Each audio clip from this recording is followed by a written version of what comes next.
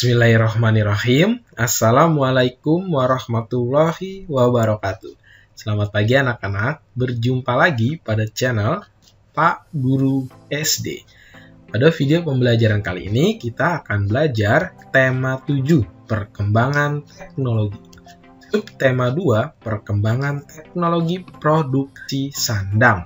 Pembelajaran 4. Nah, tentu ingat ya anak-anak, sebelum memulai pembelajaran kalian menyiapkan dulu tulis kalian seperti buku, pensil, pulpen, dan lain sebagainya.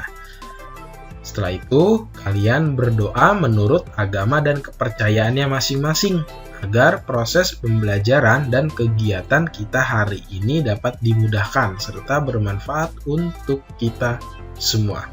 Tentunya kalian juga minta tolong kepada ayah atau bunda kalian untuk menemani kalian belajar ya, agar segala sesuatu yang kalian tidak ketahui dapat diberi arahan atau bimbingan yang lebih mudah untuk kalian mengetahui dari ayah dan bunda kalian.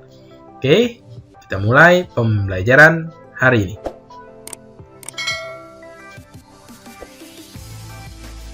Kalimat saran adalah kalimat yang isinya pendapat atau anjuran dari si pemberi saran kepada orang yang diberi saran untuk dipertimbangkan hendak dilakukan atau tidak.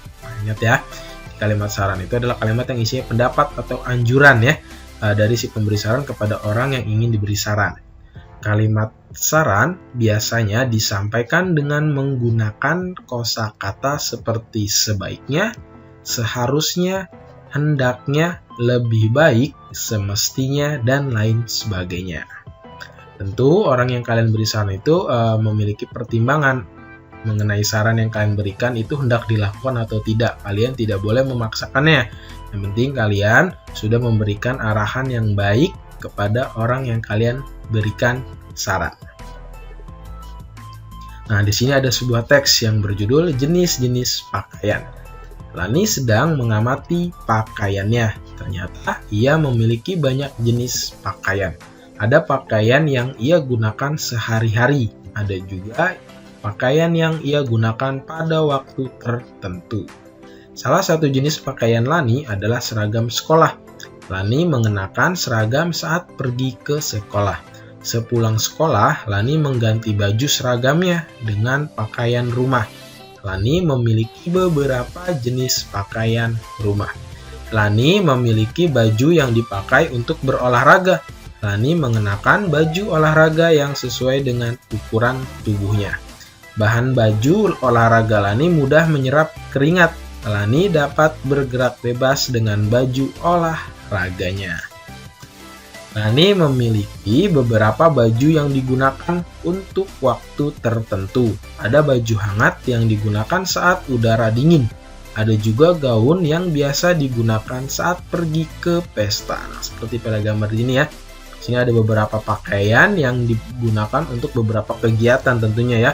Ada pakaian digunakan saat pergi ke pesta. Ada juga pakaian digunakan saat pergi bersekolah, ada juga pakaian dipergunakan saat bepergian keluar rumah atau hiburan ya, dan juga ada pakaian dipergunakan untuk istirahat atau tidur. Kemudian, Lani bersyukur memiliki cukup pakaian. Ia teringat orang zaman dahulu yang hanya memiliki satu jenis pakaian. Lani menyayangi semua pakaiannya. Ia memakainya dengan hati-hati agar tidak cepat rusak. Nah, tentu setelah kita mengetahui bahan-bahan apa yang terdapat pada pakaian yang kita miliki, kita harus pandai bagaimana cara merawat pakaian tersebut agar pakaian tersebut tidak mudah cepat rusak ya. Nah, di sini ada sebuah penggalan teks nih ya, yaitu Lani memiliki beberapa baju yang digunakan untuk waktu tertentu. Ada baju hangat yang digunakan saat udara dingin. Ada juga gaun yang biasa digunakan saat pergi ke pesta. Nah, berdasarkan penggalan teks tersebut, kalimat sarannya kira-kira apa ya yang sebaiknya yang berkaitan dengan penggalan teks tersebut.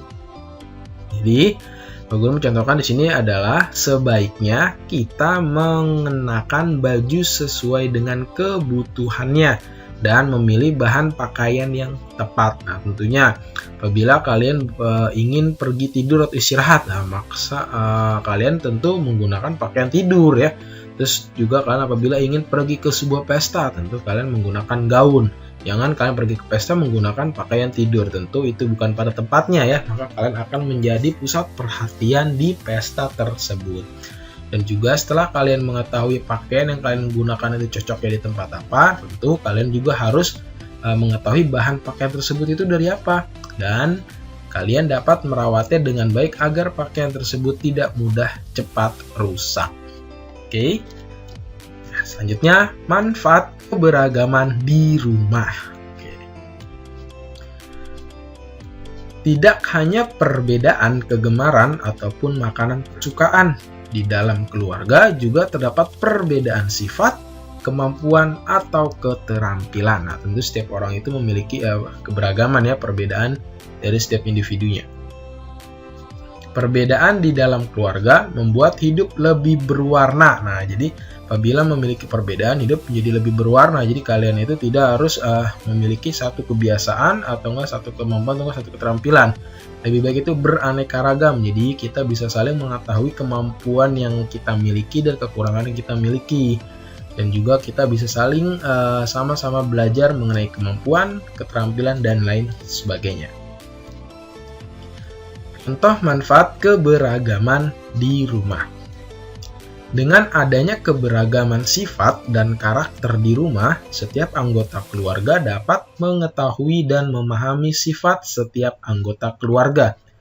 Dengan demikian, tidak mudah terjadi kesalahpahaman. Nah, jadi apabila kita sudah mengetahui sifat dan karakternya, maka kita dapat saling memahami dan saling mengetahui setiap karakter di anggota keluarga kita ya. Jadi tidak terjadi kesalahpahaman atau tidak terjadi miskomunikasi ya.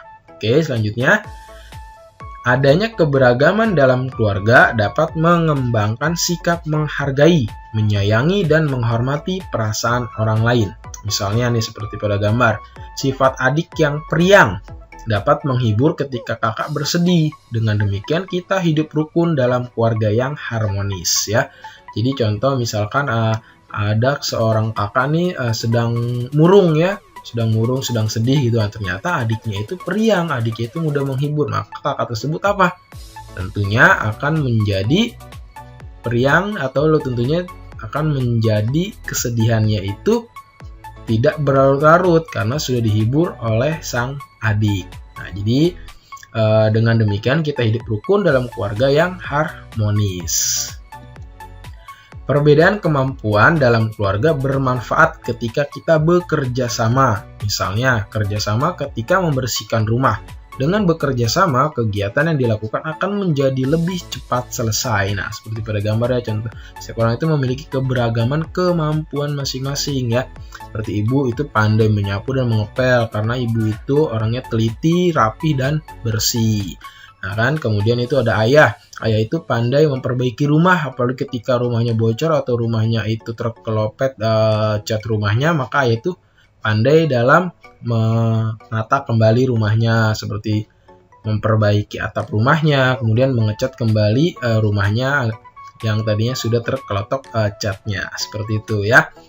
Oke, jadi nah ini itu kita itu memiliki beberapa keberagaman ya, seperti keberagaman kesukaan, sifat, kemampuan, dan sebagainya. Di sini ayah itu kesukaannya membaca koran, sementara ibu itu keberagaman rajin membersihkan sesuatu ya. Dan adik itu periang. Nah, dengan periangnya itu adik itu pandai bermain alat musik. Nah, kakak yang tadinya sedang murung akibat sesuatu tentunya ya. Jadi kakak itu menjadi tidak murung lagi atau tidak bersedih lagi, sehingga kakak itu menjadi ceria. Nah, kemudian dengan keberagaman yang lain itu, dan keberagaman kemampuan ya. Jadi seperti pada gambar ini itu ayah itu pandai bersih-bersih, ayah itu juga rajin juga menyapu seperti ibu ya. Kemudian jadi ayah itu menyapu, ibu itu mungkin membersihkan atau mengepel setelah ayah menyapu. Kemudian kakak itu pandai memilih-milih rumput-rumput yang sudah tua atau rumput-rumput yang sudah tidak hijau lagi. Nah, sementara adik itu pandai untuk menanam atau merawat tanaman. Jadi setiap orang itu memiliki keberagaman kemampuan, sifat, dan keterampilan. Oleh karena itu, kita sebagai makhluk sosial tentunya ya, jadi kita itu harus bisa saling menerima agar tidak terjadi kesalahpahaman dan keluarga kita itu akan hidup rukun dan harmonis. Oke, cukup sekian ya pembelajaran kita hari ini. Tentunya semoga bermanfaat. Pak Guru, mohon maaf apabila ada salah kata, pengucapan, maupun penulisan. Terima kasih. Wassalamualaikum warahmatullahi wabarakatuh. Sampai jumpa pada pembelajaran selanjutnya.